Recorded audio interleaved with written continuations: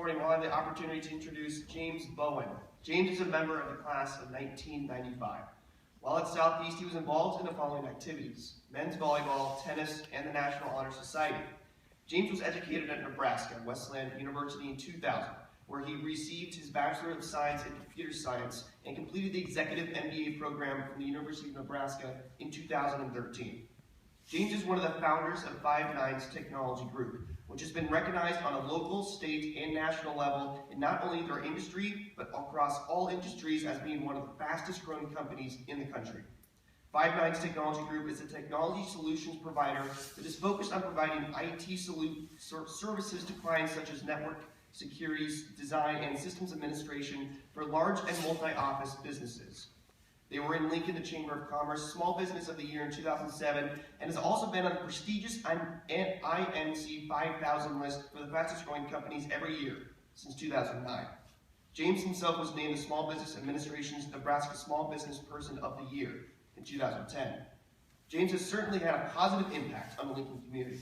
He has been on the board of many local organizations such as LEBA, Mosaic International, Lincoln Chamber of Commerce Board of Directors, LPS Foundation Board, and March of Dimes, and as a teammate and mentor. He was instrumental in organizing the Scrub for Schools benefit that 5'9 does each year to raise money to provide kids with special needs with iPads. He has also had a positive impact on society at an international level as well. While completing his MBA degree, he visited a community in Africa to help them with small business opportunities and supporting children with special needs. So, as further ado, James Bowen.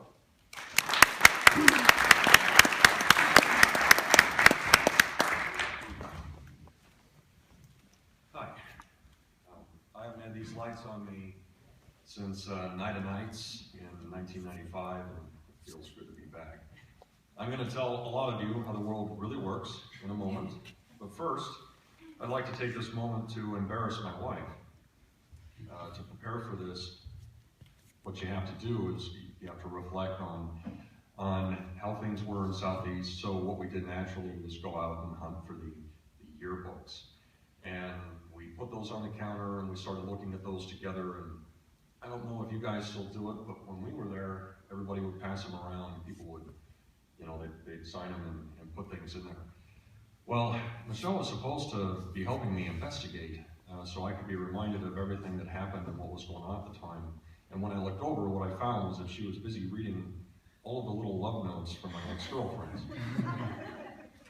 And yeah, so she enjoyed that experience a lot more than I did. There was one in there literally that was 4 pages long, and it had little footers into where to find the continuation on different pages. So thanks, honey, for giving me that opportunity that I was hunting. So this is one of the biggest honors I've ever received, and honestly, I'm not even really sure who to thank for it outside of Southeast as a whole. Southeast provides lots of opportunities which have directly led to the skills that I need today.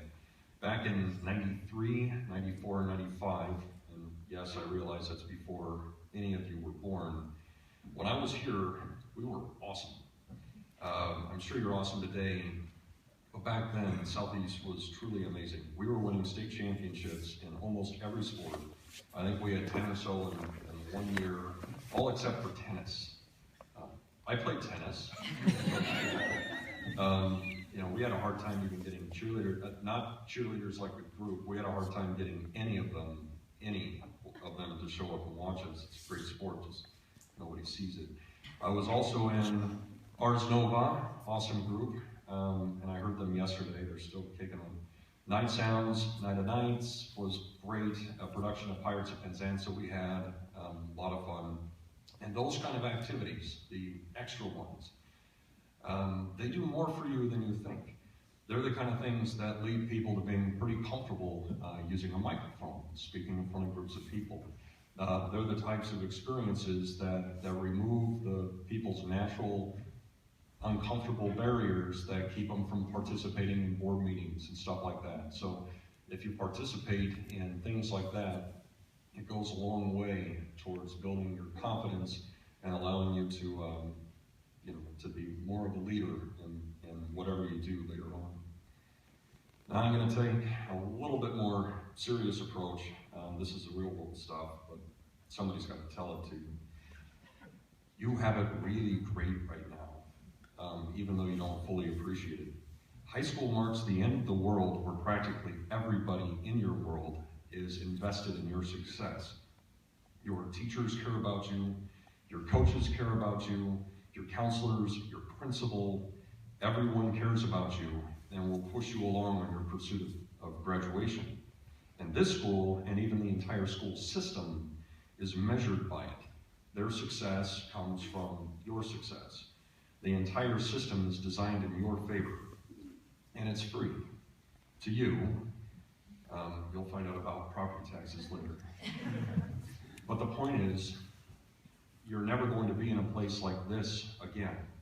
After this, the world where you enter the world, where everything that you're going to get out of it is limited to exactly what you put in.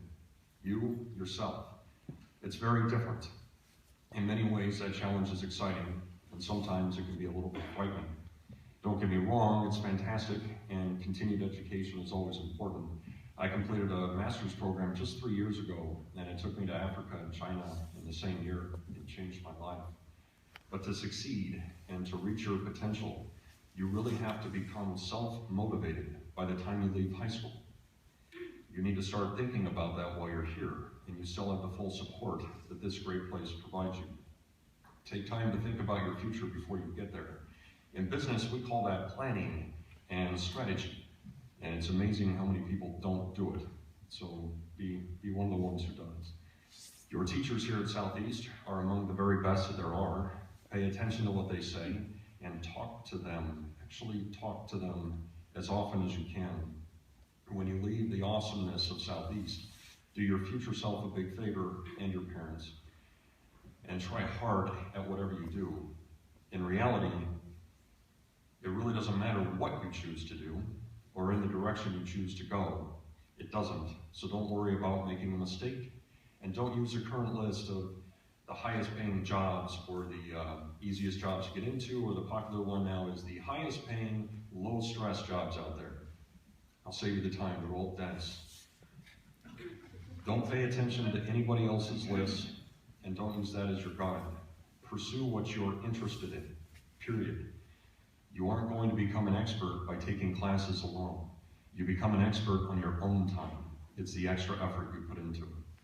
Your future will be built by how hard you apply yourself. It's as simple as that. So make it easy on yourself and choose something that you love. In my opinion, that is where success and satisfaction come from. And it's what you, your parents, your teachers, your future spouse, and your children all deserve. I wish you the very best, and thank you for letting me be here.